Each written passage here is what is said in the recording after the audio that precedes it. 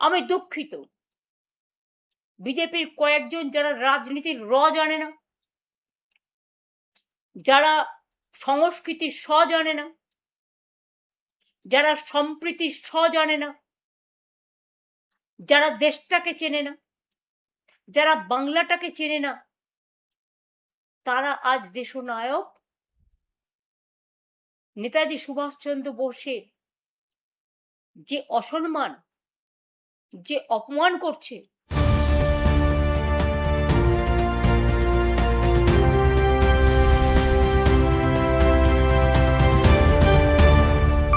অধিকার আছে।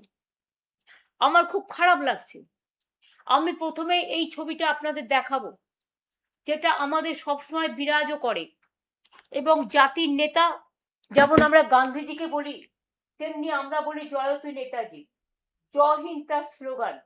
দেখুন এখানে সমস্ত অল ইন্ডিয়ার বাংলার সমস্ত নেতৃবৃন্দের ছবি দিয়ে আমরা সকাল থেকে প্রার্থনা সঙ্গীতের মতো আমরা তাদের প্রার্থনা করি। তারাই আমাদের আইকন। আমি স্তম্ভিত, আমি লজ্জিত, আমি মর্মাহত, আমি শোকাহত।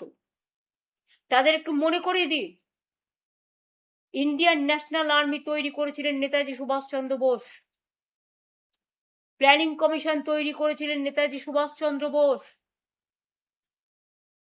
আন্দামান নিকোবরে শহীদ দ্বীপ, স্বরাজদ্বীপ, স্বাধীন দ্বীপ ঘোষণা করেছিলেন ভারতবর্ষের স্বাধীনতা আন্দোলনের সময়, স্বাধীনতার আগে নেতাজি সুভাষচন্দ্র বোস। তার জয় হিন্দ স্লোগান আজও সবার মুখে মুখে বাজে। আজকে কি হয়ে গেল যে বাংলা থেকে নেতাজি সুভাষচন্দ্র বাদ, দেশ থেকে বাদ, বিশ্বকবি রবীন্দ্রনাথ ঠাকুর বাদ। কোন অজানা অশনি সংকেত? ব্যঙ্গ করে বিজেপির নেতারা বলছেন, কেউ তাকে নানা রকম ভাবে সাম্প্রদায়িক আখ্যা দিচ্ছেন, কেউ বা নানা ভাষার তকমা দিচ্ছেন। আমি সেই ভাষাগুলো বলে নিজেকে লজ্জিত করতে চাই না। আমরা লজ্জিত তাদের এই ভাষা শুনে। তার মাথার উপরে নানা রকম কলঙ্কের ভূষণ চাপিয়ে দেওয়া হচ্ছে।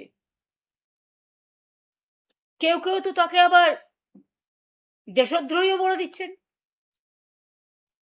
কেউ কেউ তো তাকে আবার নিয়ে নোংরা রাজনৈতিক খেলা খেলছেন। আমরা পরিষ্কার বলছি, এ অসম্মান, এ অপমান আমাদের একার নয়, সারা দেশের, সারা বিশ্বের। এবং আমি মনে করি এখনো যাদের বিবেক আছে, আবেগ আছে, যারা ক্ষমতার চেয়ারের কাছে মাথা নত করে না, যারা দেশনেতাদের সম্মান জানায়, বিশেষ করে আমার ইয়াং জেনারেশন, ছাত্র, যুব, মা, বোন, সংস্কৃতি প্রেমী সকলকে বলবো, একটু তাকান। বাংলা কি বাংলা থেকে হারিয়ে যাবে? না যারা দেশের জন্য লড়াই করেছেন, প্রাণ দিয়েছেন, আজ পর্যন্ত কেউ জানে না? নেতাজি সুভাষচন্দ্র বোসের জন্মদিনটা আমরা জানি, মৃত্যুদিনটা জানি না? ক্ষমতায় আসার আগে বিজেপি সরকার অনেক কথা বলেছিল, ফাইল খুলবেন, উদ্ধার করবেন।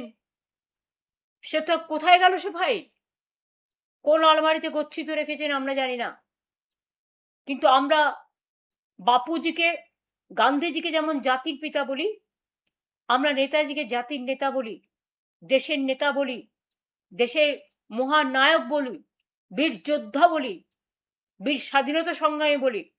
যে মানুষটা সাহস দেখিয়েছিলেন, সারা পৃথিবী ঘুরে ভারতবর্ষের জন্য তিনি দরবার করেছিলেন, আজকে তার জায়গায় তাকে অসম্মানিত হতে হবে, তাকে অপমানিত হতে হবে?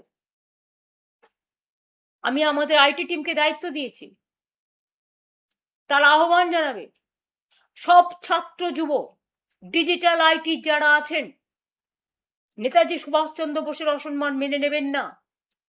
তারা একত্রিত হয়ে প্রতিবাদ করুন। পুলিশ পারমিশন আপনাদের দেবে না, কারণ পুলিশ, আমি জানি না, আমি একদিন